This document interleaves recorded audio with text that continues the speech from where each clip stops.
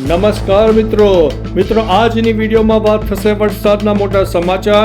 ક્યાં પડ્યો વરસાદ, કેટલા ઇંચ પડ્યો વરસાદ, ત્યારે વાત થશે ગુજરાતમાં ચૂંટણીનો માહોલ, ત્યારે વાત થશે સોનાક્ષી સિન્હાને દેખાયું છે ભૂત, આગળ વાત થશે અમેરિકાએ ઝંપલાવી દીધું છે ઈરાન અને ઇઝરાયલ વચ્ચે યુદ્ધમાં, ત્યારે વાત થશે પહેલગામ હુમલાને લઈને મોટા સમાચાર સામે આવ્યા છે, આગળ વાત થશે રાજ્યવ્યાપી દારૂ કૌભાંડના મોટા સંકેત મળી રહ્યા છે, ત્યારે આગળ વાત થશે જોખમી રસ્તો, માર્ગ ઉપર પહાડો પરથી પથ્થરો પડ્યા છે, રસ્તા થઈ ગયા છે બ્લોક, ત્યારે આગળ વાત થશે સંકલનની બેઠક બાદ મોટી કાર્યવાહી હાથ ધરવામાં આવી છે, આગળ વાત થશે ગુજરાતમાં હજી આવશે મુશળધાર વરસાદ, ત્યારે વાત થશે 4 કરોડના ખર્ચે બનાવેલ ડાયવર્ઝન ઉપર મસ્ત મોટા ભૂવા પડ્યા છે, આગળ વાત થશે ઈરાનના નિશાને હવે અમેરિકા છે, કારણ કે અમેરિકાએ હવે ઈરાન અને ઇઝરાયલના યુદ્ધમાં ઝંપલાવ્યું છે.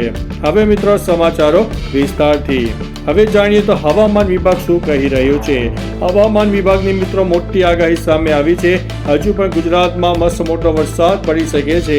હવામાન વિભાગની આગાહી અનુસાર આજે રવિવારે 22 જૂન છે, તો આજે 22 જૂનના રોજ કચ્છ, પાટણ, સુરેન્દ્રનગર, અમદાવાદ, મહેસાણા, ગાંધીનગર, અરવલ્લી, મહીસાગર, દાહોદ, તાપી, નર્મદા, સુરત, ડાંગ, વલસાડ, નવસારી, દાદરા અને નગર હવેલી માં વરસાદનું ઓરેન્જ એલર્ટ આપવામાં આવ્યું છે. મહત્વનું છે કે જ્યારે અન્ય જિલ્લામાં યલો એલર્ટ પણ આપી દેવામાં આવ્યું છે. મિત્રો અન્ય મહત્વના સમાચારની વાત કરીએ તો જાણી લો ગુજરાતમાં ક્યાં પડ્યો વરસાદ અને કેટલા ઇંચ પડ્યો વરસાદ. હજુ પણ ગુજરાતના અનેક વિસ્તારમાં જોરદાર વરસાદની શક્યતા છે. ઉત્તર ગુજરાત અને કચ્છના ભાગોમાં હવે વરસાદની તીવ્રતામાં નોંધપાત્ર વધારો થશે. મહત્વનું છે કે હવામાનના આંકડા અનુસાર ગત 24 કલાકમાં સૌથી વધુ વરસાદ ખાબક્યો હોય તેવા વિસ્તારોમાં ખાસ કરીને ઉત્તર ગુજરાત સૌથી મોખરે આવી રહ્યું છે, જેમાં સાબરકાંઠામાં 12.2 ઇંચ, બનાસકાંઠામાં 10.3 ઇંચ, અરવલ્લીમાં 4.6 ઇંચ વરસાદ ખાબકી ગયો છે. આ સિવાય દક્ષિણ ગુજરાતના સુરતમાં પણ 3.3 ઇંચ વરસાદ નોંધાઈ ગયો છે. મિત્રો અન્ય મહત્વના સમાચારની વાત કરીએ તો ગુજરાત રાજ્યના ચૂંટણીના સૌથી મોટા સમાચાર સામે આવી રહ્યા છે. ગુજરાત રાજ્ય ચૂંટણી આયોગે 8,326 ગ્રામ પંચાયતો માટે સામાન્ય, વિભાજન, મધ્યસત્ર અને પેટા ચૂંટણી યોજવાનો કાર્યક્રમ પણ જાહેર કર્યો છે, જેમાં આજે 22 જૂન સવારે 7 વાગ્યાથી લઈને સાંજે 6 વાગ્યા સુધીમાં મતદાન થશે. આ દરમિયાન રાજ્યના આશરે 81 લાખ મતદારો પોતાના મતાધિકારનો ઉપયોગ કરશે. નોંધનીય છે કે ગ્રામ્ય પંચાયતોની ચૂંટણીનું પરિણામ 25મી જૂને જાહેર થવાનું છે. મિત્રો અન્ય મહત્વના સમાચારની વાત કરીએ તો સોનાક્ષી સિન્હાને ભૂતનો અનુભવ થયો છે. જી હા દોસ્તો, આ વાત પોતે કબૂલી છે. બોલિવૂડની પ્રસિદ્ધ અભિનેત્રી સોનાક્ષી સિન્હાના લગ્ન બાદ ચર્ચામાં રહી છે. હાલમાં તેણે એક ઇન્ટરવ્યુમાં પોતાના ઘરમાં બનેલો એક કિસ્સો જણાવ્યો હતો. આ કિસ્સામાં તે ભયભીત પણ બની હતી. સોનાક્ષી સિન્હાએ પોતાની પેરાનોર્મલ રોમાંચક ફિલ્મ નિકિતા રોયના પ્રમોશન દરમિયાન આ એક ઇન્ટરવ્યુમાં પોતાના જીવનમાં બનેલી એક ડરામણી ઘટનાનો ઉલ્લેખ પણ કર્યો હતો. તેણે જણાવ્યું હતું કે હું જ્યારે સૂતી હતી ત્યારે મારા ઉપર કોઈ વ્યક્તિ સવાર થઈ ગઈ હોય તો મને લાગ્યો અને ત્યારથી હું ડરી ગઈ હતી અને મેં તેની સાથે પણ વાત કરી હતી અને તેણે જણાવ્યું કે આ કોઈ ડરામણું ભૂત નહોતું, ફક્ત એ ભૂત આવ્યું અને ચાલ્યું ગયું. જેણે તેણે જણાવ્યું હતું કે પહેલાં તો હું ભૂતો પર જરાય વિશ્વાસ કરતી નહોતી, પરંતુ એક રાત્રે એવું બન્યું કે મારો વિશ્વાસ અત્યારે ડગમગી ગયો છે. મિત્રો અન્ય મહત્વના સમાચારની વાત કરીએ તો વિશ્વયુદ્ધના મોટા પડકારો સામે આવી રહ્યા છે. ઈરાન અને ઇઝરાયલ વચ્ચે ચાલી રહેલા ભીષણ યુદ્ધમાં હવે અમેરિકાએ ઝંપલાવ્યું છે. અમેરિકાએ ઈરાનના 3 પરમાણુ ઠેકાણો ઉપર એર સ્ટ્રાઇક કરી દીધી છે, જેનાથી વૈશ્વિક સ્તરે ત્રીજા વિશ્વયુદ્ધની ભીતિ પણ સેવાઈ રહી છે. અમેરિકાના B-2 બોમ્બર્સે ફોર્ડો, નાતાન્ઝ અને ઇસ્ફહાનના પરમાણુ ઠેકાણાને નિશાન બનાવ્યા હતા. અમેરિકાએ ઓપરેશન માટે અત્યાધુનિક B-2 સ્પિરિટ સ્ટીલ્થ બોમ્બર્સનો ઉપયોગ કર્યો હતો, જે અમેરિકાની વાયુસેનાના સૌથી એડવાન્સ વ્યૂહાત્મક પ્લેટફોર્મ ગણાય છે. આ 3 ઠેકાણામાં ફોર્ડો સૌથી મહત્વપૂર્ણ ગણાય છે, કારણ કે તે સૌથી સુરક્ષિત પરમાણુ મથક હતું. અમેરિકન પ્રમુખ ડોનાલ્ડ ટ્રમ્પે કહ્યું છે કે ફોર્ડર પર વિમાને બોમ્બનો આખો પેલોડ વરસાવી દીધો હતો. મિત્રો અન્ય મહત્વના સમાચારની વાત કરીએ તો આતંકી હુમલાના મોટા સમાચાર સામે આવી રહ્યા છે. પહેલગામ આતંકી હુમલાના મોટા સમાચાર છે. સુરક્ષા દળોને મોટી સફળતા મળી છે.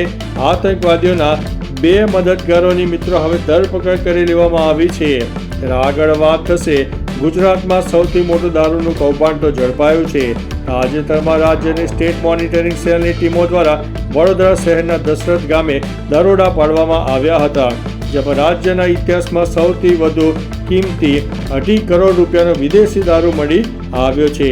આ કાર્યવાહી જપ્ત કરેલી વિદેશી દારૂની બોટલો ઉપર કિંમત અને બેચ નંબર જેવી માહિતી પણ મિત્રો ગાયબ હતી, જેથી આ દારૂ બનાવટી હોવાની તપાસ અધિકારીઓને સેવાઈ રહી છે. જેથી પોલીસની એક ટીમ ગોવા ખાતે દારૂ બનાવતી કંપનીમાં તપાસ અર્થે જવાનું હોવાનું પણ સામે આવી રહ્યું છે. મિત્રો અન્ય મહત્વના સમાચારની વાત કરીએ તો ગુજરાતમાં વરસાદથી થયું છે ભયંકર નુકસાન. દાંતા તાલુકામાં વરસાદથી હાઈવે બંધ, પહાડો પરથી પથ્થરો ખસીને રોડ પર પડ્યા. દાંતા તાલુકામાં ગત રાત્રિથી સવાર સુધીમાં 9 ઇંચ જેટલો વરસાદ ખાબકી ગયો. તેમજ બનાસકાંઠાના અમીરગઢમાં પણ ઠેર ઠેર વરસાદી પાણી ભરાઈ ગયા છે.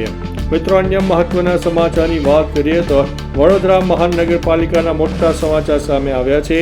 વડોદરા પાલિકામાં મહત્વની સંકલનની બેઠક મળી. ચૂંટાયેલા પ્રતિનિધિઓ દ્વારા અધિકારીઓની કામગીરીને લઈને બળાપો ઠાલવવામાં આવ્યો છે.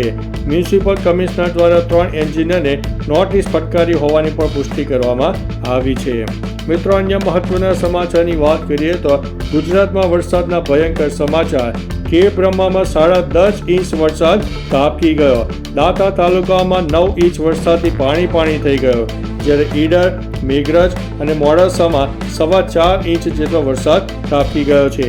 હજુ પણ મિત્રો મહત્વનું છે કે ઉત્તર ગુજરાતના અનેક ભાગો અને કચ્છના અનેક ભાગોમાં હજુ પણ 1 થી લઈને 8 ઇંચ કરતાં વધારે વરસાદ થાય તેવી શક્યતા દેખાઈ રહી છે. એટલે કે આજે 22 જૂનથી ધીમે ધીમે વરસાદની તીવ્રતામાં નોંધપાત્ર વધારો થવાનો છે. મિત્રો અન્ય મહત્વના સમાચારની વાત કરીએ તો છોટાઉદેપુરથી સૌથી મોટા સમાચાર સામે આવી રહ્યા છે. છોટાઉદેપુર જિલ્લામાં સિહોદ પાસે ભારત નદીનો પુલ જર્જરિત થતાં એક વહીવટી તંત્ર દ્વારા 4 કરોડ રૂપિયાના ખર્ચે એક ડાયવર્ઝન બનાવવામાં આવ્યું હતું. જો કે તાજેતરમાં જ થયેલા વરસાદમાં આ ડાયવર્ઝન ક્ષતિગ્રસ્ત થતાં જિલ્લા કલેક્ટરે દોડાદોડી કરવી પડી હતી. મિત્રો અન્ય મહત્વના સમાચારની વાત કરીએ તો ઈરાન અને ઇઝરાયલ યુદ્ધમાં અમેરિકાની થઈ ગઈ છે એન્ટ્રી. ઈરાન અને ઇઝરાયલ વચ્ચેના યુદ્ધમાં અમેરિકાએ એન્ટ્રી કરી લીધી છે. અમેરિકાએ ઈરાનના 3 ન્યુક્લિયર સાઇટ ઉપર બોમ્બ પણ ઝીકી દીધા છે. આ વાતથી ઈરાન અને તેના સમર્થકોમાં ભારે રોષ અને વળતી ધમકી પણ આપી દીધી છે. આ ઘટના ઈરાનના છંછેડાયું હોય તેવું લાગી રહ્યું છે. ઈરાને ધમકી આપી છે કે અમેરિકાની સેના એ અમારું હવે પહેલું લક્ષ્ય રહેશે. મિત્રો અન્ય મહત્વના સમાચારની વાત કરીએ તો હજુ પણ મિત્રો ગુજરાતમાં વરસાદની આગાહી છે.